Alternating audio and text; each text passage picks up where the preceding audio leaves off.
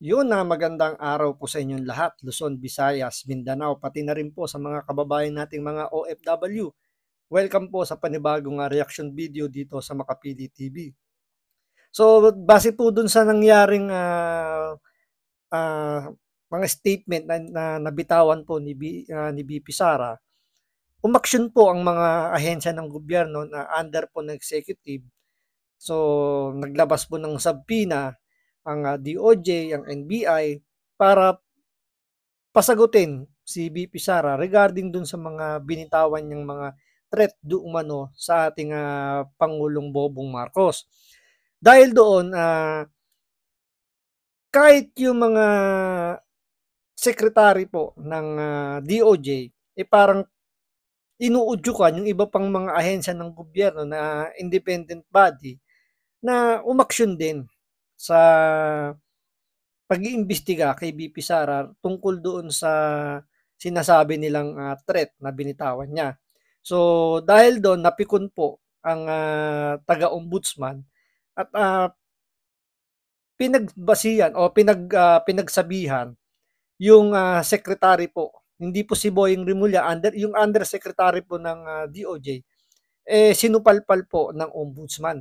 So ito, panoorin po natin itong balitang to. Pero syempre, bago ang lahat, kung hindi ka pa nakasubscribe sa Makapili TV, baka pwede naman pong pakipindot po muna yung subscribe button. At the same time, palike na rin po ng video, wala naman pong bayad dyan. Kaya pindot na. So ito, panoorin po natin itong balitang to para makapagbigay po tayo ng magandang komento. Araw nakikita sa ngayon ng Ombudsman aksyon ni Vice President Sara Duterte na dapat imbestigahan ayon kay Ombudsman Samuel Martires. May buwelta rin siya sa opisyal ng Justice Department na nagsasabing dapat disiplinahin ng Ombudsman ang Vice Presidente. Nakatutok si Joseph Morong, exclusive. Tinitingnan na rin ng Office of the Ombudsman kung ang banta ni Vice President Sara Duterte laban kay Pangulong Bongbong Marcos ay bagay na maaari nilang aksyonan. Ayon kay Ombudsman Samuel Martires, magagawa lamang daw ito ng kanyang tanggapan kung makikita na ang mga aksyon ng Vice President ay ginawa bilang bahagi ng kanyang trabaho. Pero sa ngayon, as far as we are concerned right now, we have not seen any acts of the Vice President that we should investigate. Well, we do not find anything that is in violation of the Anti-Graft and Corrupt Practices Act, of any of the offenses in the revised penal code that is in relation to the Anti-Graft and Corrupt Practices Act. Ang pahayag ni Martires kasunod ng sinabi ni Justice Undersecretary Jess Andres na may kapangyarihan din ang ombudsman na disiplinahin at imbestigahan si VP Sara.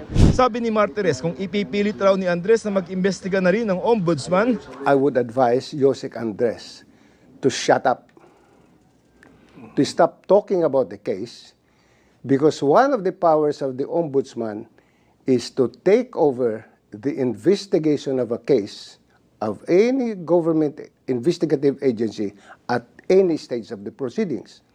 Pinaalala ni Martires kay Andres ang nakasaad sa Section 15 ng Republic Act 6770 o Ombudsman Act of 1989 na may kapangyarihan ng ombudsman na imbestigahan at kasuhan ang kahit sinong public officer, empleyado, tanggapan o ahensya at maaari nitong i-take over ang investigasyon ng anumang ahensya ng gobyerno. Kasi halimbawa ngayon, she's being investigated for ETA, anti-terror law and grave threats. Yeah. Pag ganun pong nature ng investigation, can you take over? If we find that the grave threats is committed in relation to office, are these grave threats done in relation to the performance of her duties as Vice President? If not, that would be personal. And we have no jurisdiction over these things. Hinihingan namin ang pahayag tungkol dito ang Department of Justice. Ayon kay Ombudsman Martires, bukod sa investigasyon na gagawin ng NBI at DOJ, pwede ring i-take over ng Ombudsman ang investigasyong ginagawa ng Kamara kay Vice President Duterte.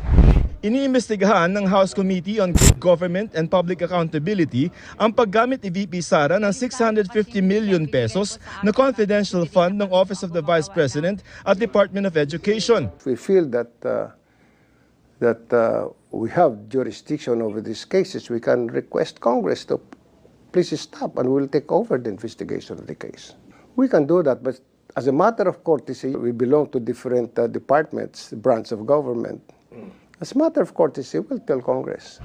Tugon dito ng chairman ng komite na si Representative Joel Chua, hindi investigasyon para sa kasong kriminal ang ginagawa nila. Yung sa amin kasi in aid of legislation yung sa amin. Yung nature ng aming ay in aid of.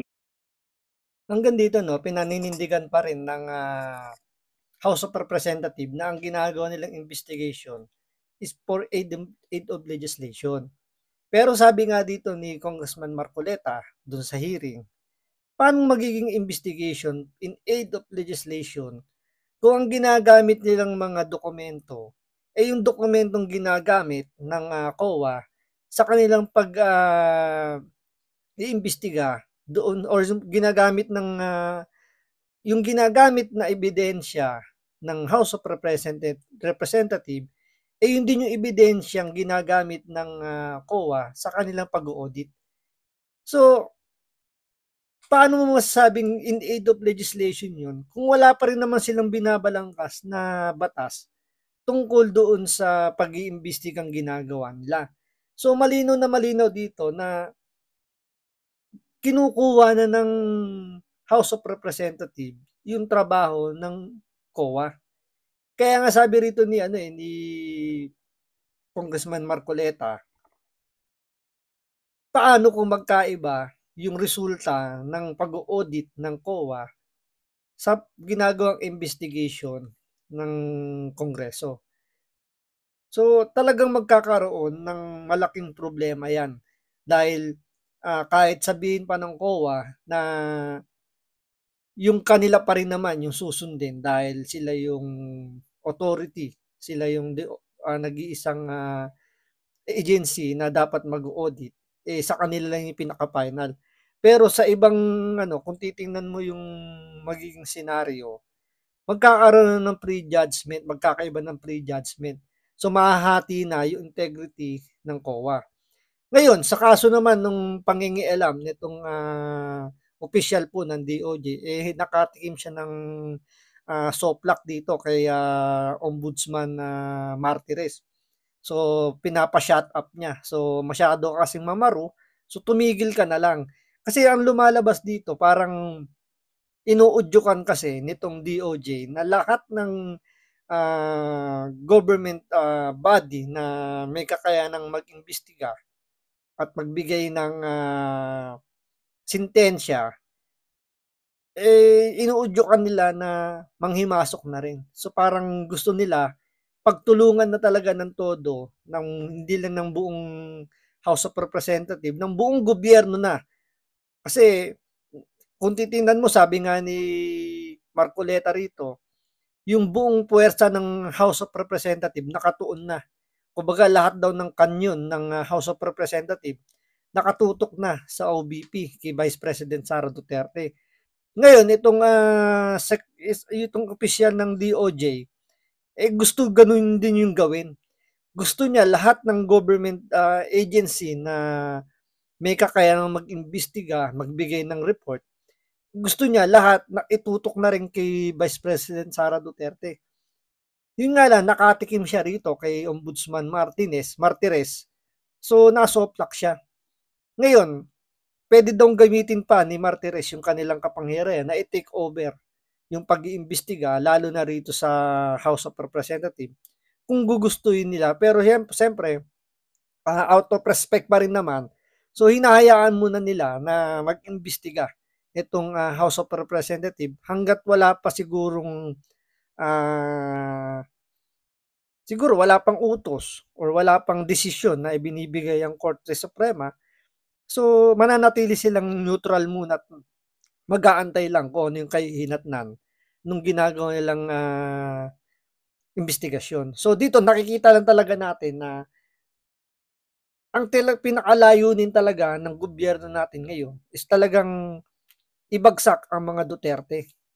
So kung kay Pangulong Duterte eh nakakuha sila ng kakampi sa katauhan ni Trillanes, eh dito ginagamit naman ngayon ng administrasyon ni Marcos ang lahat ng government agency na pwedeng mag-imbestiga. So lahat ng pwedeng ikakaso na kay Vice President Sara Duterte. Yung nga lang nakakuha ng hindi naman ng kakampi, pero kahit papaano, may isang government agency na pumalag sa kagustuhan ng mga nakapaligid kay Pangulong Bobong Marcos na mag-imbestiga rin para kastiguin si VP Sara. So, hanggang dito lang po muna. Maraming salamat sa panonood. Ingat po kayo lagi. God bless.